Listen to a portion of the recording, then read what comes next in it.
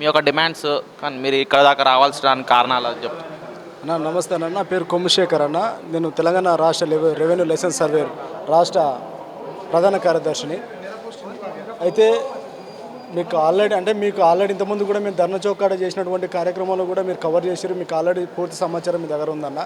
ఎందుకంటే అక్కడ కవర్ చేసినటువంటి కొన్ని ఛానళ్ళలో కూడా మీ యొక్క ఛానల్ కూడా అక్కడ ఉండడం కూడా మాకు సంతోషకరం.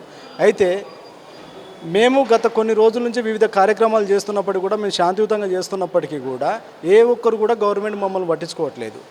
మేము శాంతియుతంగా చేస్తుంటే మీరు పట్టించుకోవట్లేదు. మరి అంటే శాంతియుతంగా చేసినప్పటికీ కూడా మా మీద అరెస్టులు చేస్తున్నారు, లాఠీ చార్జ్ చేస్తున్నారు, వివిధ స్టేషన్లకు తరలిస్తున్నారు. అంటే మాకు ఉన్నటువంటిది ఏంటి, మేము శాంతియుతంగా చేయడమే మీకు నచ్చట్లేదట్టుంది. సో కాబట్టి మేము ఏం చేస్తున్నాము, మాకు న్యాయం జరగాలంటే పబ్లిక్ సెక్టర్లోకి వెళ్ళిపోవాలి, మరి మాకు ఎవరు వస్తారంట అని చెప్పేసి అని మేము ఆలోచన చేసుకున్నాము. కాబట్టి ఇలా మొత్తం రాష్ట్ర వ్యాప్తంగా ఉన్నటువంటి ఏదైతే ప్రధాన పక్షానికి వ్యతిరేకంగా ప్రతిపక్షం కూడా ఉంటుంది. కాబట్టి ప్రజల పక్షం ఉన్నటువంటి ప్రతిపక్షాలు ఏవైతే ఉన్నాయో వాటి దగ్గరికి వెళ్ళడం జరుగుతుంది. ప్రతి ఒక్క పార్టీ హెడ్ మన భవనాల కాడికి వెళ్ళి వాళ్ళ హెడ్ను కలవడం జరుగుతుంది, వారి యొక్క మద్దతు కోరుకోవడం జరుగుతుంది. మళ్ళీ చివరిగా కూడా మళ్ళీ మరొక అవసరమైతే మళ్ళీ తెలంగాణ గాంధీ భవన్ కూడా మళ్ళీ వెళ్ళడం జరుగుతుంది. అక్కడ కూడా వారి కూడా మేము వినిపిస్తాం, ఎందుకంటే అది కూడా పోవద్దు కదా. సో ఎందుకంటే ప్రజాపాలన అని చెప్పేసి అన్నప్పుడు మాకున్నటువంటి సమస్యలు తీర్చడం మీ పని, కానీ మా సమస్యలు తీర్చకుండా మీరే మాకు వ్యతిరేకంగా అన్ని రకాల కార్యక్రమాలు చేస్తే మా పరిస్థితి ఏంది. ఎందుకంటే ప్రజాపాలనలో భాగంగా ప్రగతి భవన్కి వెళ్తే ప్రజాభవన్ అని పెట్టారు, ఆ ప్రజాభవన్కి వెళ్తే కూడా మా సమస్య నెరవేర్చలేదు. మరి అలాంటప్పుడు మా సమస్య ఎవరు తెలుసు, మేమే తెలుసుకుంటాం. ఎందుకంటే మీరు ఉన్నటువంటి స్థాయి ఇలా కేవలం ఇంకా మా అంటే 2-3 సంవత్సరాలు మీ పదవి కాలాలు ఉంటాయి. మీ పదవి కాలాలు అనేది శాశ్వతం కాదు. ఒక్కవేళ ఇన్ కేస్ మేమే తలుచుకుంటే ఇవాళ మీరు పదవిలో ఉన్నారని చెప్పేసి అని మా మాట పట్టించుకోలేరు కదా. మేము కూడా మిమ్మల్ని దించాలన్నా ఉంచాలన్నా ఆ బాధ్యత మా దగ్గర ఉంటుంది. ఎందుకంటే మేము ఎవరం కూడా ఎల్కేజీ స్టూడెంట్స్ కాదు, అందరం కూడా గ్రాడ్యుయేట్స్ పొందినటువంటి వాళ్ళం. అందరం బీటెక్లు చేసిన వాళ్ళం, ఎంటెక్ చేసిన వాళ్ళం, డిగ్రీలు చేసిన వాళ్ళం, పీజీలు చేసిన వాళ్ళం, అందరం కూడా వివిధ విద్యార్హతలు పొందినటువంటి వాళ్ళం.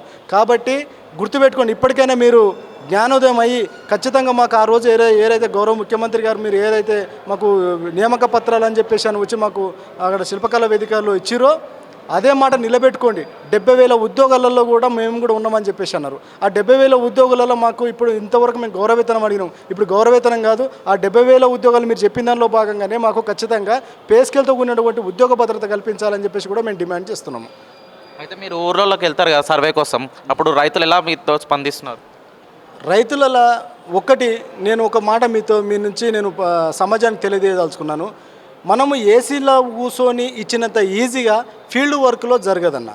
ఎందుకంటే గ్రామ స్థాయిలో ఉన్నటువంటి ప్రతి ఒక్క రైతుకు భూమి అంటే ఎంతో అంత ఆశ ఉంటుంది, దాని మీద ప్రేమ ఉంటుంది. ఇన్ని రోజులు దాని మీద దున్నుకొని దాని మీద జీవనం కొనసాగిస్తున్నటువంటి రైతు ఇలా నీది ఇది కాదురా బై, కొంచెం నీది అసుటం ఉంది, నీవు ఆడ ఉన్నావు ఈడ ఉన్నావు అని చెప్పేసి అంటే వాడు మన మీకు ఎదురుదాడి చేసిరు, ఆల్రెడీ ఎదురుదాడి చేసిరు. ఆ విజువల్స్ ఉన్నాయి, కొడుతున్నారు కూడా. అంటే దెబ్బలు తినాలి మేము, ఫలితాలు మీవి. అర్థమైందన్న? ఇప్పుడు దెబ్బలు మావి, శ్రమ మాది, అంత మాది, ఫలితాలు మాత్రం మీవి. మళ్ళీ చివరికి ఏమంటున్నారు, మళ్ళీ మమ్మల్ని కమిషన్ పద్ధతి అనేది కాదు. ఎందుకంటే మీరే చెప్పారు, ఎందుకంటే గౌరవ ముఖ్యమంత్రి గారు చెప్పారు, కాంట్రాక్ట్ పద్ధతి, అవుట్సోర్సింగ్ పద్ధతి అనేది ఉండదు. ఏది ఉన్నా కానీ డైరెక్ట్ రిక్రూట్మెంట్లే ఉంటాయి, 2 లక్షల ఉద్యోగాలు అని చెప్పేసి అని అన్నారు. దానిలో భాగంగానే మమ్మల్ని కూడా కలిపి ఉన్నారు. సో అయినప్పటికీ కూడా మమ్మల్ని నిరుద్యోగులు అంటే ఇంకా వాళ్ళకు ఉద్యోగాలు రాక ఉన్నారు. మాకు గవర్నమెంట్ నుంచి వచ్చినటువంటి నోటిఫికేషన్ రూపంగా మాకు ఒక 70,000 ఉద్యోగులలో మమ్మల్ని పాల్పంచుకొని మమ్మల్ని పిలిపించి మరీ నమ్మించి మోసపోయినటువంటి నిరుద్యోగులు మేము. అంటే మా ఆలోచన విధానం ఒకటే ఉంది, మేము దెబ్బతిన్న పాము ఆల్రెడీ ఎంత పుస కొడుతుందో ఇప్పటి నుంచి మేము అలాంటి కార్యక్రమాలు చేయదలుచుకున్నాము. ఎందుకంటే మా సమస్య అనేది చాలా ఏమంటారు దాన్ని, జెన్యూన్ సమస్య, మాది న్యాయపరమైన సమస్య. ఎందుకంటే మీరే ఇచ్చినటువంటి నోటిఫికేషన్లో మేము ఎన్నికైనటువంటి వాళ్ళము. కాబట్టి ఈ సమస్య కూడా మీరు నెరవేర్చలేదంటే మీరు ప్రజాపాలన చెప్పుకోవడం చాలా చిగ్గుచెట్టుగా అనిపిస్తుందని కూడా నేను చెప్పడం జరుగుతుంది. ఇంకొక విషయం, ఏదైతే పెద్దపల్లి జిల్లాలో 20 మంది లైసెన్స్ సర్వేలను రద్దు చేసిరు, గౌరవ కలెక్టర్ గారికి నేను మరొకసారి చెప్తున్నా, సార్ మీరు ఉన్నతమైనటువంటి స్థానంలో ఉన్నారు కాబట్టి దయచేసి అది మీరు ఇమ్మీడియట్లీ వెనుకకి తీసుకొని ఖచ్చితంగా వాళ్ళకు మళ్ళీ లైసెన్సులు మళ్ళీ కంటిన్యూ చేయాలని కూడా చెప్తున్నా. ఎందుకంటే దాంట్లో ఉన్నటువంటి లైసెన్స్ సర్వేర్లు కూడా ప్రతి ఒక్కరు కూడా మీలాగా బెంచ్ కార్లలో ఏసీ రూమ్లలో ఉండి జీవనం కొనసాగించేటటువంటి కుటుంబాలు కాదు.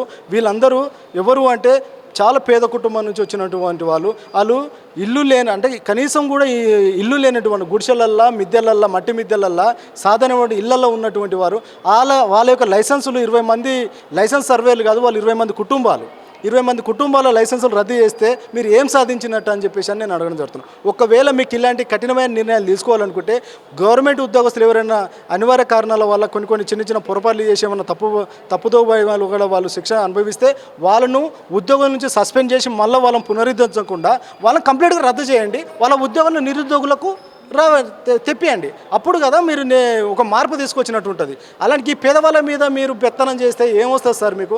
ఈ విషయం కేవలం ఈ యొక్క పెద్దపల్లి జిల్లా కలెక్టర్ గారికే కాదు, ఈ తెలంగాణ రాష్ట్రంలో ఉన్నటువంటి 33 జిల్లా కలెక్టర్లందరూ కూడా మేము రిక్వెస్ట్ చేస్తున్నాం. సార్ మేము చేసేటటువంటి సమస్య జెన్యూన్ అని మీకు అనిపిస్తే, మీ మనశాంతికి అనిపించినట్టయితే ఖచ్చితంగా మీరు అన్ని జిల్లాల్లో ఉన్నటువంటి ఏ ఒక్క లైసెన్స్ సర్వేని కూడా మీరు రద్దు చేయకుండా వారికి కావాల్సినటువంటి న్యాయమైన డిమాండ్ వాళ్ళకు జీతాలు ప్రకటించి ఖచ్చితంగా వీళ్ళను మన యొక్క గవర్నమెంట్లో విలీనం చేసుకొని వాళ్ళకు ఉద్యోగ భద్రత కల్పించాలని చెప్పేసి కోరడం జరుగుతుంది.